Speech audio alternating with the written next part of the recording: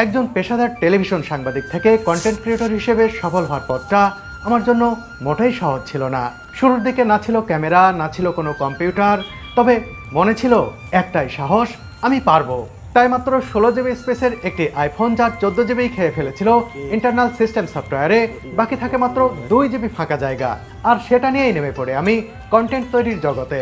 শুরুর দিকে আমার ভিডিও কেউই দেখতো না, আশপাশের মানুষেরাও ভাবতো আমি অযথাই সময় নষ্ট করছি। প্রথম 6 মাসে আমার সাবস্ক্রাইবার হয়েছিল মাত্র 96 জন, কিন্তু আমি হাল ছাড়িনি। শীর্ষ ছোঁয়ার এক অদম্য বাসনা ছিল আমার মনে, যেমনটি ফুটবলে ও নির্মাণে number 1 Hamza Chowdhury, number 1 Shah cement.